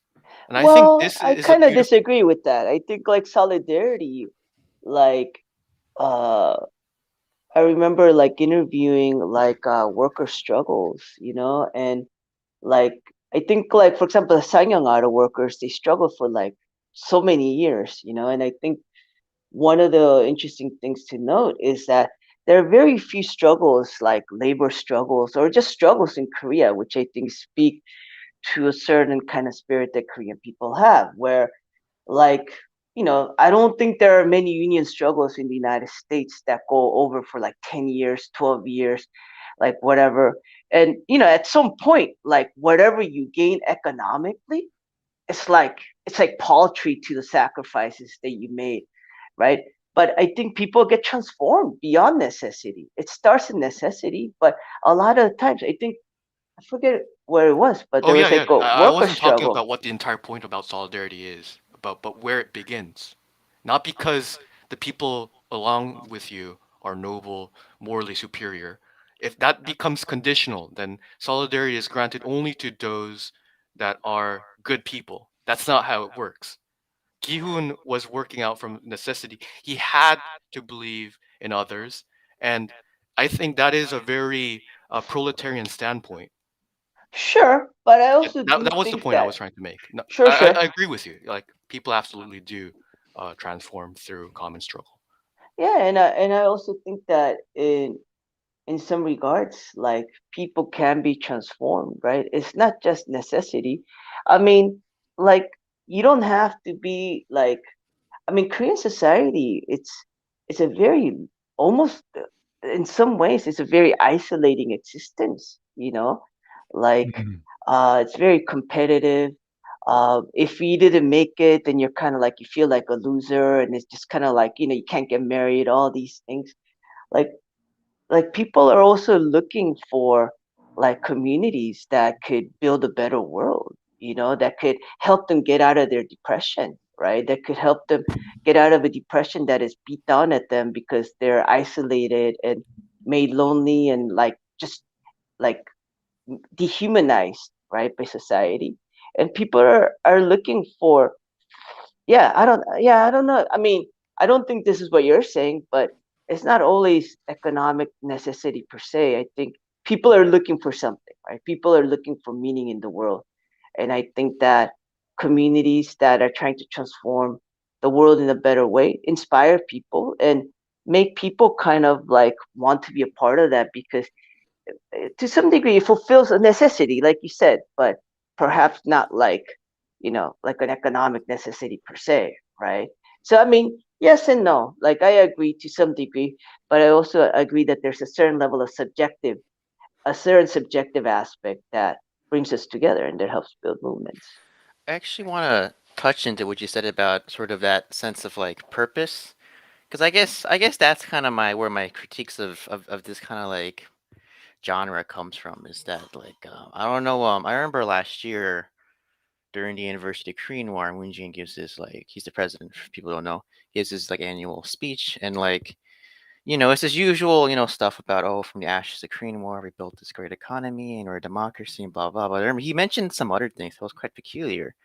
He mentioned, for example, oh, BTS is like #1 in the Billboard charts, or I don't know if he mentioned Taxi Driver, but I think he did mention Parasite, which that was very odd because the whole point of Parasite is just this giant like critique of South Korean society. It's a very weird thing to say about how great South Korean society is, but it kind of gets into like, as like kind of Bori pointed out, like the specific message of like, so I actually watched 1987. I thought it was like a okay movie, just went by itself, but the political message, I can understand why it frustrated some people, is that its kind of main message, right, is that okay, things sucked back in the 80s and the 70s because of the junta, but we did it, we won, we got democracy, we have a great economy, K-pop's big now. It's sort of kind of like, well, it's kind of goes back to that, Fukuyama thing, right? It's like, liberal capitalism is the final stage. And I think that's kind of the issue. Is that these kind of like movies and shows kind of tap into that kind of like sense of like kind of nihilism you feel. It's that, oh wait, the great project is over now. What do we do? We're too late. And there's no call to like build a new project is I guess my frustration. That's kind of why I mentioned Okja before. As there's kind of that acknowledgement of it. You just like, you do it a little bit you can, and then you just live your life, right? You just your bones, you're kissing the 2 Oscars. It's, I mean, maybe being a little too cynical, but that's just my impression from watching Well, all no, these movies and that's shows.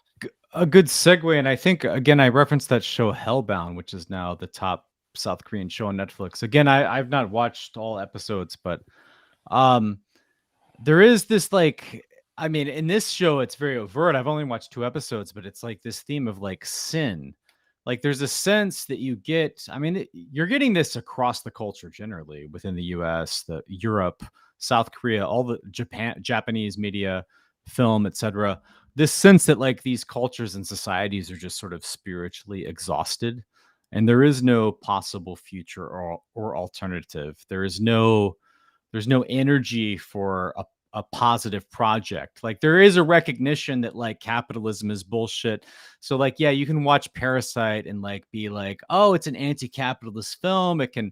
We can generate some conversations around it. Like you said, Daehan, which I think is important. I mean, I'm not a cynical person. I'm a very optimistic person.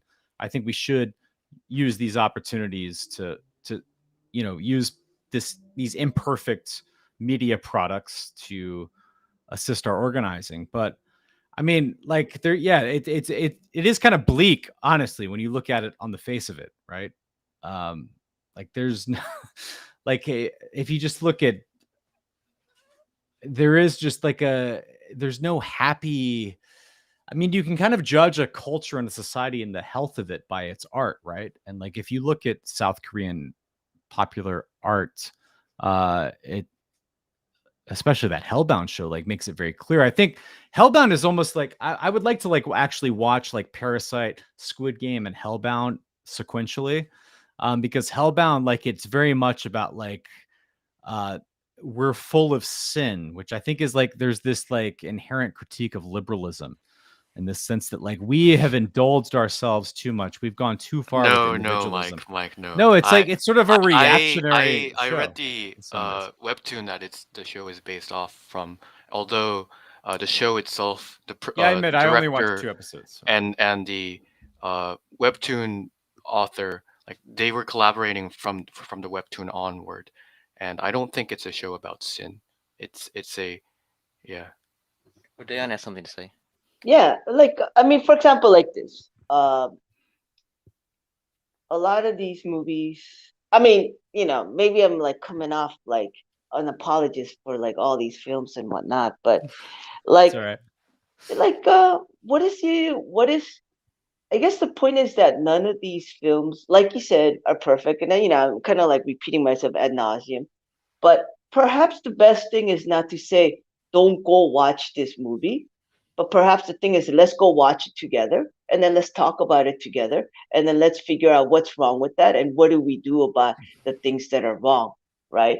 Because we do want people to watch. I mean, if people are not going to watch that, then like, yeah, like, okay, so let's say 1987 is a bad movie. So you shouldn't watch it. But then what? So, you know, like the just average person that wants to see a famous star, right? Like a famous star like show up in the movie, and there's like famous stars in that movie, right? Then what? Like, what's the other movie that people are gonna watch, right? And it's like, how are you gonna even engage? Like, what is your beachhead into having this discussion? Well, right. There Right? needs to be a basic recognition. Like, we live in a decaying liberal postmodern world. The culture is going to reflect that. There are not going to be like the art is going to be imperfect. Like, you're not, there are moments, rare moments in history, in the aftermath of like the French Revolution, the Russian Revolution, etc., where you do get explosions in artistic growth. We're not in one of those. So, like, yeah, I agree with you, Dahan. Like, you have an imperfect film that has some political subtext. See it together collectively, then talk about it and dissect it. I think it's a good organizing tool potentially. I think I agree we should like watch these movies together and discuss them. I guess I'm a little bit skeptical of if this can actually politicize people. I don't know. I mean, it's like I don't know, like I've had several friends like like when they're watching Squid Game or maybe another like anti-capitalist movie or show or like American Beauty or I'm trying to think of another one, but and you say, oh, like, what do you think? What do you think this movie says about our world? About capitalism? Is there? And the response is always like, what do you mean? This is just a movie. It's like, why you got to make this about real life? It's sort of like there's almost like a hostility about like, why are you trying to like they wanna have this cognitive dissonance where they can relate to it, but they don't actually want to like confront how like what it says about us and what we can do about it, because that's not like the intent of these movies or shows. And part of it is I know Mike says we're not in this artistic renaissance, maybe you just gotta wait for that, but in some I just kind of wish like the artists would just like have some balls and like actually like actually like try to be subversive. It's like the reason I mentioned like the Blacklist, the show, is like I think if a movie was genuinely subversive, right, like it would cause repression. Like the movie Before the Strike, people know about this. It's a very famous movie about a Korean labor strike. It ends on this very like it's one of those more agitational movies I was talking about, where it's all about it's a masterpiece. It is, yes. It's like this worker who's originally kind of reluctant, but Finally, Bori endorses a film.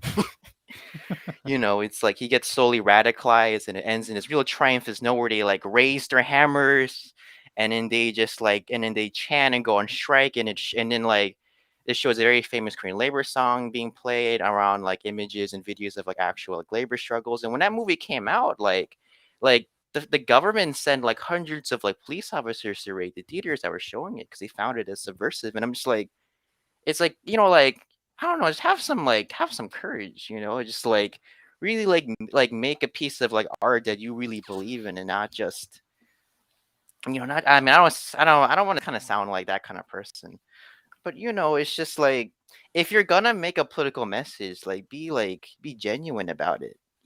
It's or just like make a schmaltzy show. All right. First thing, I don't think anyone was talking about no one, like someone should not watch a movie. It's that they decided they couldn't watch the movie or felt disgusted after watching it, and from those reasons I made the kind of individual consumer choice not to watch it, or not like indulge in grossing myself out after watching it. But about having balls, like Jay, sorry to interrupt you, bro. We have a question in the chat. Someone, Fappin Jackson, says, "Can you repeat the title, Jay?" Which movie? Oh, Before the Strike. 파업전야, yeah. Well, there's actually I haven't been able to find what's English subtitles, so that might be a problem. Or also, Dayon has to leave. Okay. All right, Dahan, thank you for joining us. Yeah. It was a lot of fun. Y'all keep doing what you're doing. Yeah. I think we'll go on for another half an hour or so. But cool. thanks for joining us, Enjoy. Yeah. It was fun. Bye, Dan. See you, camera. Oh, so it was already 10:30. Oh yeah. So the point I was trying to make about having balls is about the movie Boots Riley made, who is a great hip hop artist. He made the own soundtracks for his own movie, and I loved watching the movie. I did what I did literally what Dehan had talked about. I watched the movie with friends and had a discussion about the Well, scene. did you see what he did yesterday? So like he frequently does this. He like posts spicy takes on Twitter, then deactivates. But he deactivated the other day. He was Oh like, yeah, "I'm Boots Riley. back. I'm back because of this This bullshit bullshit about story North about Korea. Squid Game being smuggled." And then he Yeah, just went on this exactly. thread about like how Yeah, because he was like, "I know media follows me and like yeah, fuck all of y'all." Like, yeah. yeah, I love him. He's great. Yeah. Boots He's a great Riley gave us his genius. Yeah, blessings for talking about yeah. Squid Game, basically. But Let's anyhow, have him on the show. Yeah, that would be totally awesome. I But think we could do it. Yeah. the point I wanted to make was, have you seen his interviews he did on major talk shows? Like Democracy Now, Yeah, or he Not doesn't give a Democracy shit. Now. Yeah. He went on the Daily Show with Trevor Noah and I talked didn't see about his that. show. He went on other talk shows, late night talk shows to talk about it, and you can see the discrepancy on how much he tones down his message. Oh, But I think that's totally fine. Like, yeah, you are already operating inside a determined media system, and you want to produce certain effects in your interventions. If you like get too radical in broad television, you're going to get cut off, which was what Boots had to face when he was openly criticizing the Iraq War in the early 2000s. You'll see like Well, but awesome. there's a difference between, I mean, what he does well, there's a difference between modulation and like denying your principles, right? Like you can modulate, like change keys essentially to use like musical terminology, which is what he does very well.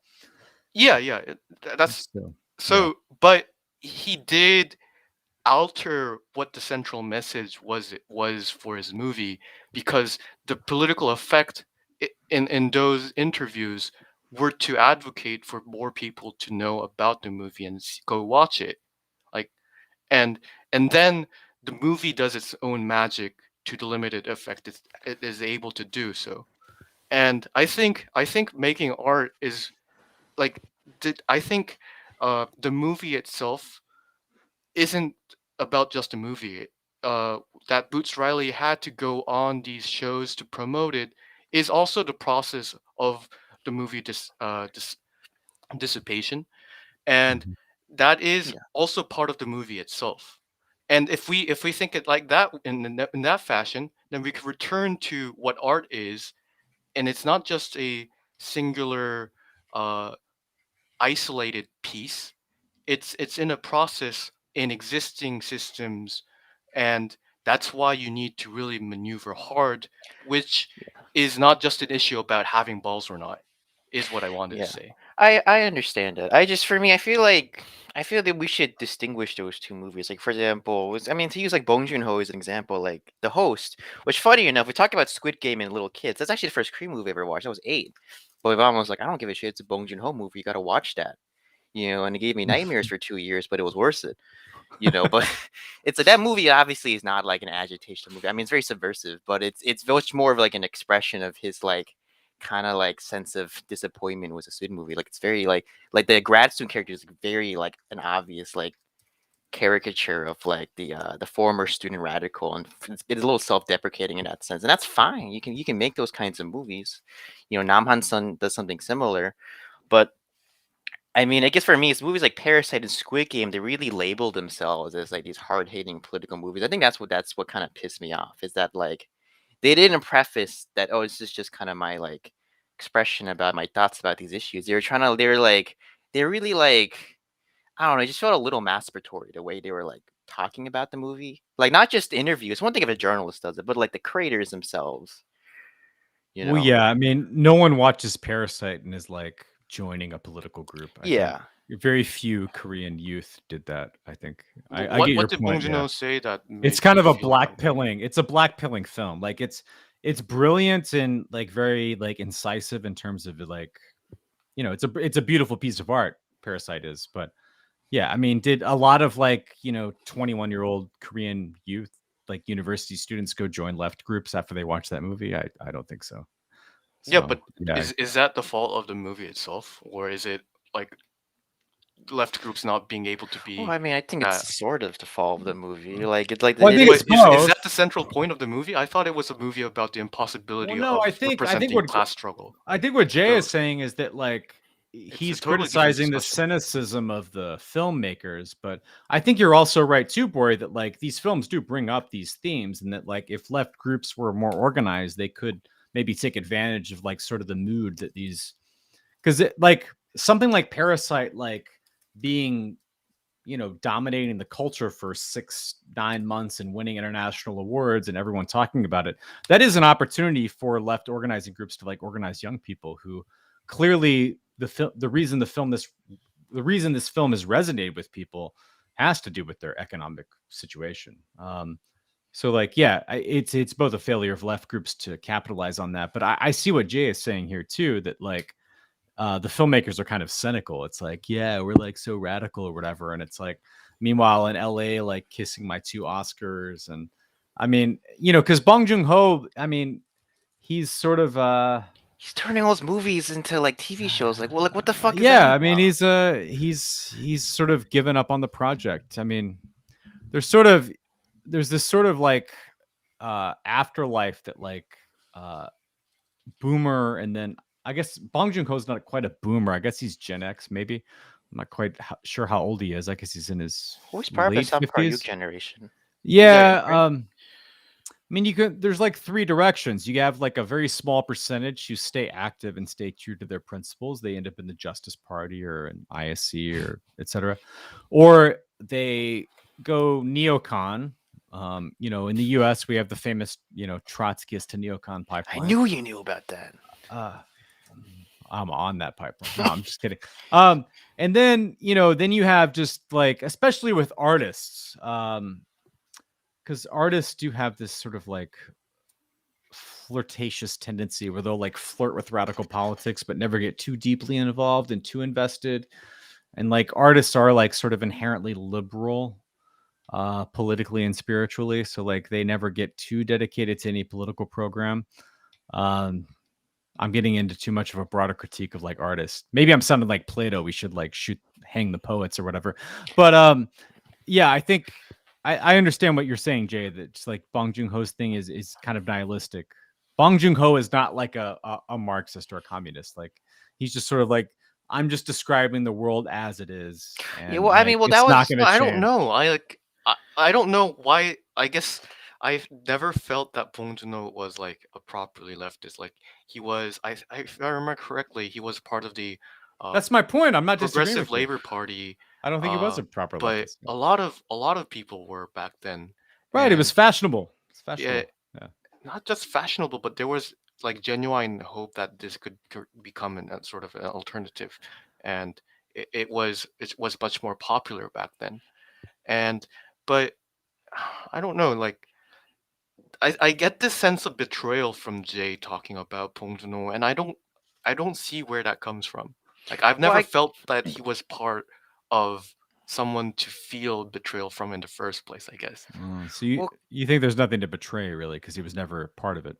Yeah. I Yeah, like he is an interesting movie director that makes that has certain themes that resonates, but is it like basically he's not a Marxist, he's not a communist, like well, it's not about being a Marxist, but he very obviously was part of left circles. Like if you watch Okja, like the jokes he makes about like anarchists, like only a leftist would actually like understand sure. those jokes. Like those jokes about participatory democracy and like consensus, like most people won't get that, you know. And it's that whole movie, like I kind of if I did very maybe I'm looking too much into it, but the movie very much felt like it was all about like these group of like dedicated like radicals beating the man, beating a corporation, and like they have this very dedicated plan and they fall through with it, and these are like well-meaning people, you know. They make little digs about it, but they're seen as very like honest, you know. And then they achieved their mission. They arguably succeeded in everything they wanted to execute, but it doesn't work, you know, because of the way the economic system is set up around like agro industries, you know. And it's just like, well, what is the solution? Well, she pays the pig to like save her personal pig and fuck the other pigs, and she goes back home, and like, you know, it's just supposed to be like a happy ending.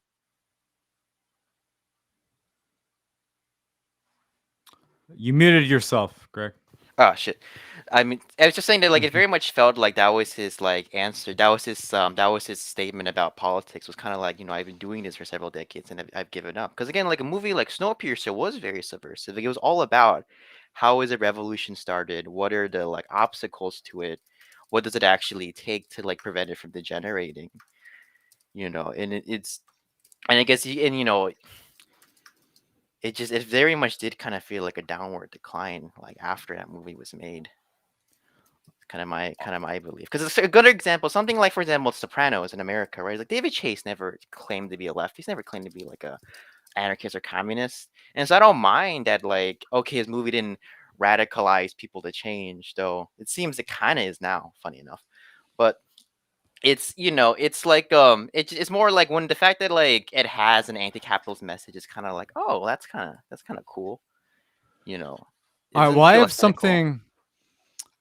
something that is kind of funny and relevant. All right, so Squid Game has one of the things it's been criticized for is like the ridiculously bad acting of the white foreign actors in the latter episodes.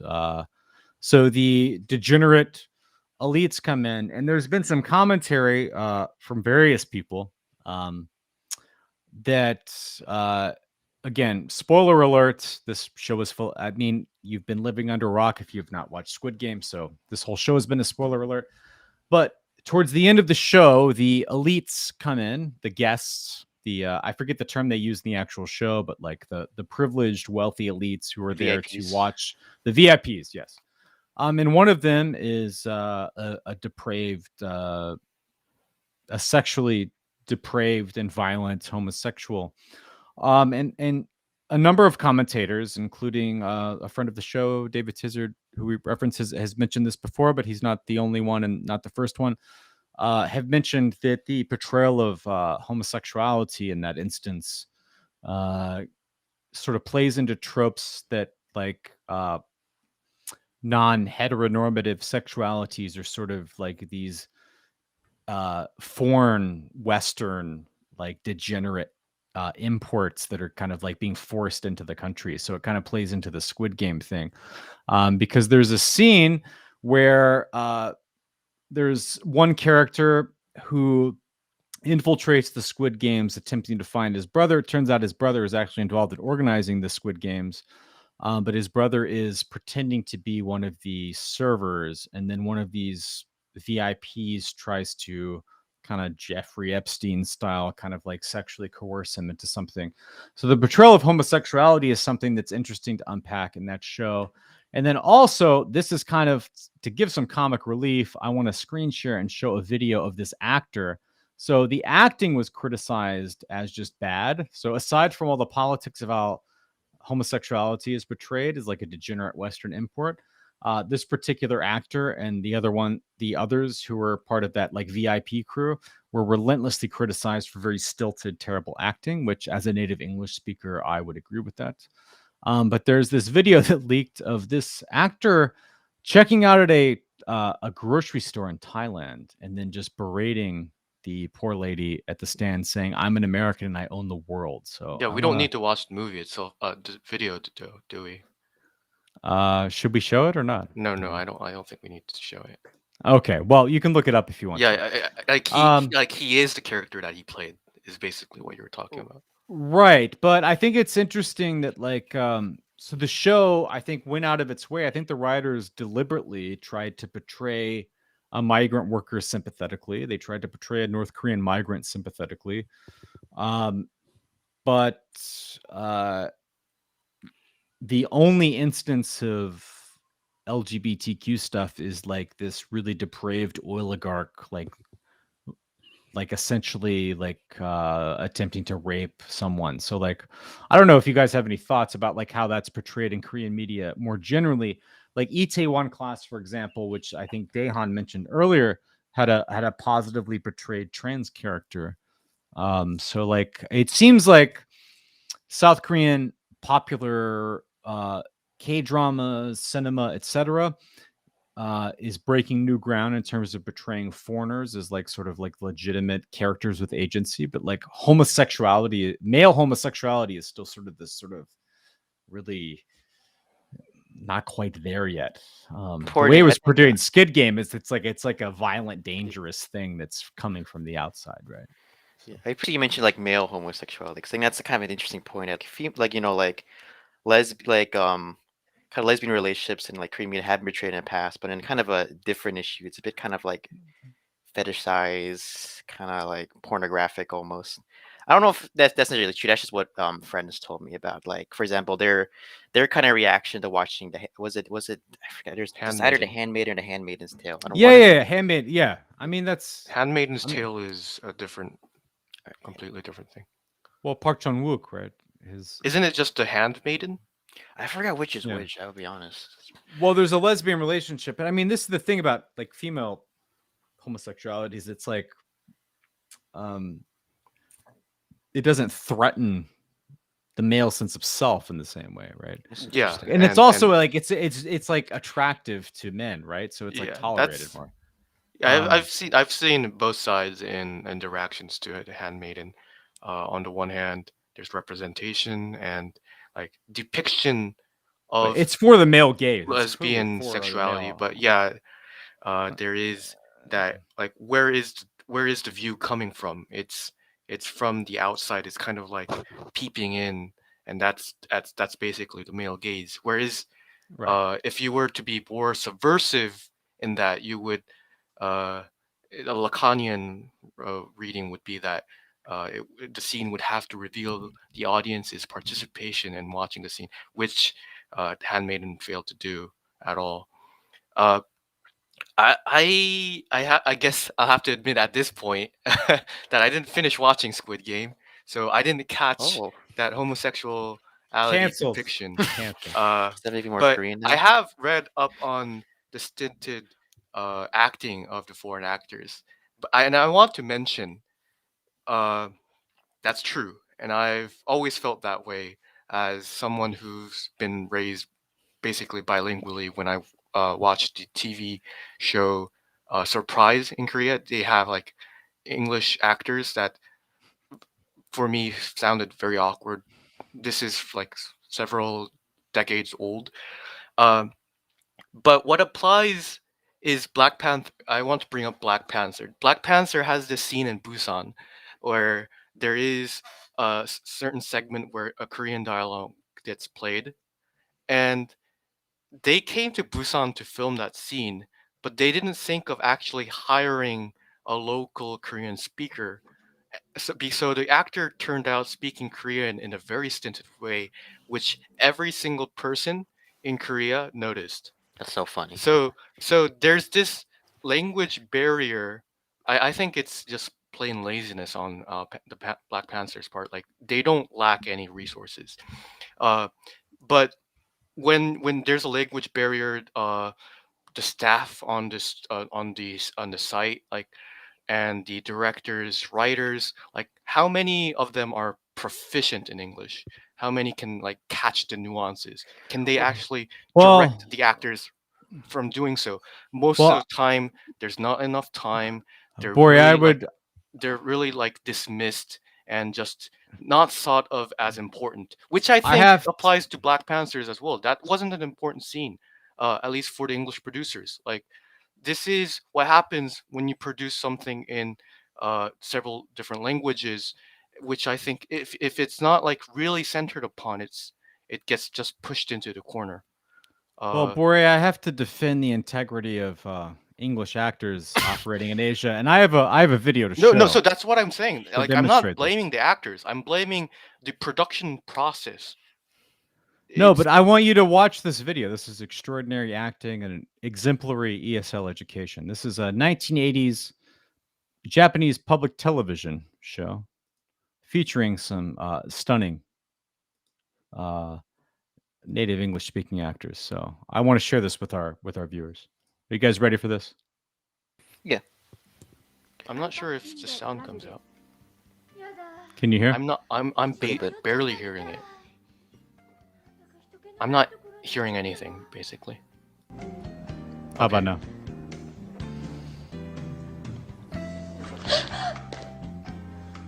Shut up! Don't say a word.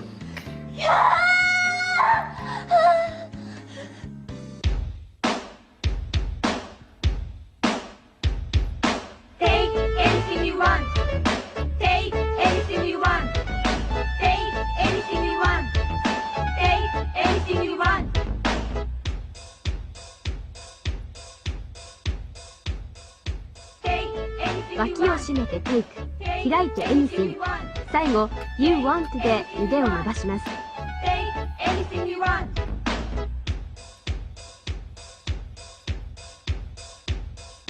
Say anything you want. Say anything. All right, so that's all to say that there's a history of exemplary native That English country's figure been a acting. sci-fi dystopia since the 90s. No, there's a whole series of those videos. So like in the 80s, the I guess like the Japanese equivalent of like PBS, like maybe you won't understand this, Boyd, like the public television station. They were like, let's do English lessons combined with like exercise videos for old people. Yeah, I know. And then there's like, some like guy who's teaching at some Japanese equivalent of a hagwon, and they just pull him off the street and they're like, hey, we'll throw you $20 if you act like a doctor in this video. But like the videos are hilarious. It'll be like someone getting mugged in Central Park, and it's like, this is what you say when you visit New York and get mugged in the street because that's New York. Anyway. No, I read the interviews about some of the actors in Squid Game about getting all the flack that they did, and some of them were egotists. Like there were interesting reactions overall. One was like, "All right, I'm totally famous all around the world. Like people send me letters that they want to, like have sex with me, basically." There's that guy, and then there's also the people who are like professionally acting and have been doing so for years, but they weren't given the script beforehand. They didn't know what sort of role that they were Right. playing at all, and they weren't given time to play out their roles basically, and were just shoved off, and that's the result. So there's lots of coordination involved in filming these things, and I guess that language barrier, or it wasn't like deemed worth it. I guess Squid Game wasn't expected to have this much of a global reception. So yes, it's stinted. You can also see that in Black Panther with regards to Korean, and I've heard anecdotes from Taiwan about foreigners talking, and then directors like shutting them down. The grammar in this in this in the script is wrong. I can fix it. That'll make it more interesting. No, do what you're written. Do what says there, and like Yeah. that's so. I don't want to blame the actors. Like some of them might be blamable, some might Well, they not. weren't even paid, some of them, right? They were given like food cards or coupons or something. For Squid Game, I don't know Squid Game, but there was an article about, or it was an article or Reddit post about how like a lot of foreign actors in Korea like aren't even paid. They're given like a coupon because they're not really actors. I They're mean these, right, that tourists. applies to extras for all actors in Korea. Oh, is it? Well, So right. I mean, the I'm from movie, look.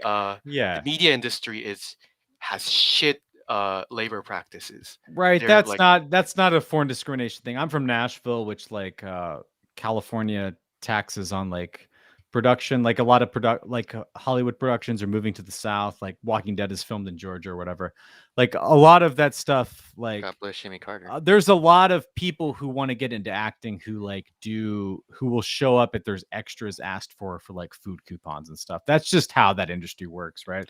You show up for it. I mean, it's exploitative. It's like unpaid internship stuff. Like it's yeah. fucked I'm not up, trying but to it's not particularly bad. belittle Like, it or Korea's not any worse than anyone else in this. Sure, but I just wanted to say that it wasn't to belittle those grievances. It's just that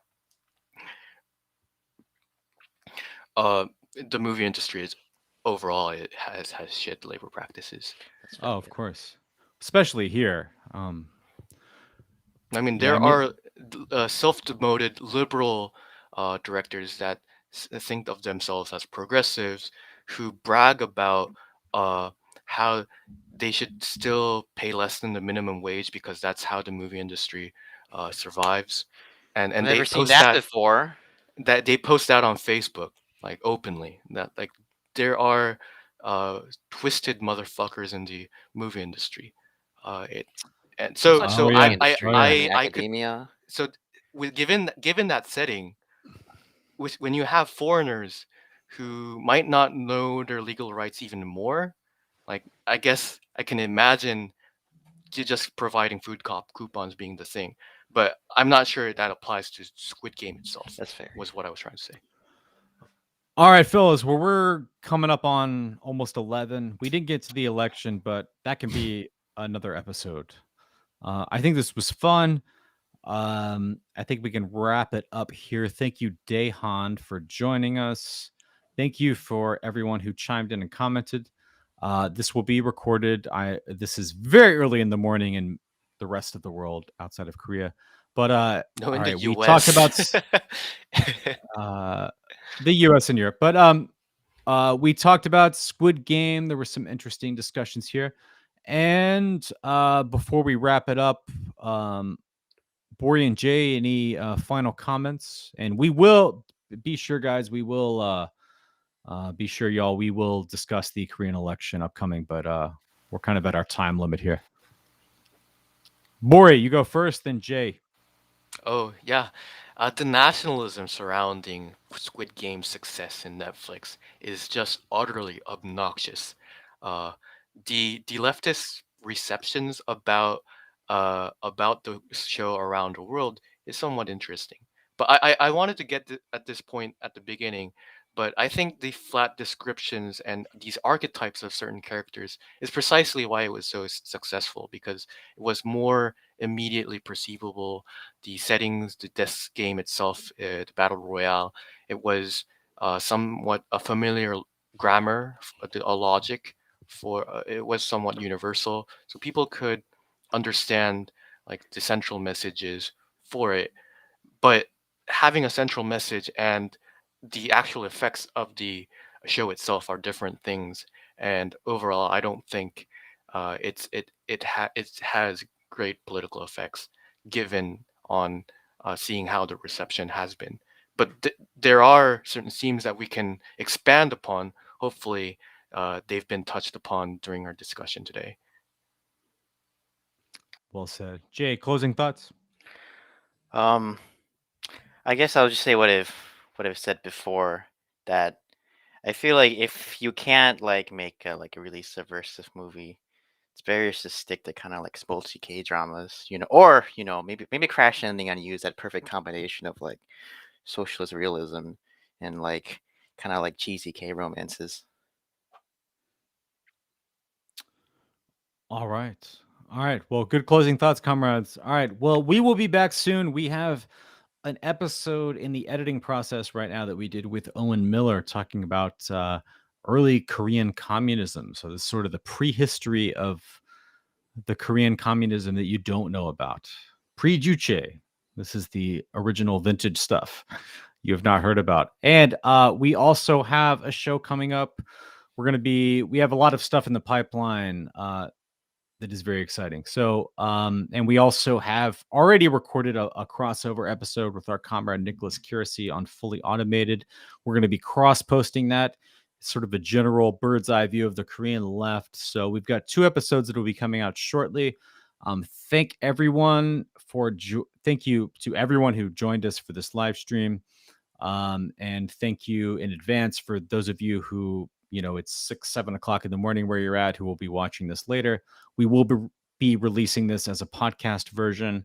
And also thanks to our guest, Daehan Song, our good and close comrade here in South Korea, who joined us on very short notice and gave some really insightful commentary. So we are Red Star over Asia, Bori J, myself, Mike, Jack, who's sort of in the wings, and then Tim, our sound guy. He's the George Martin to the Beatles here, so we always want to give him a shout out.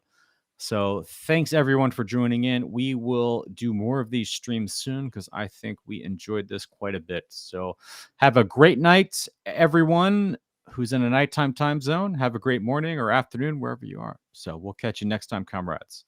Cheers.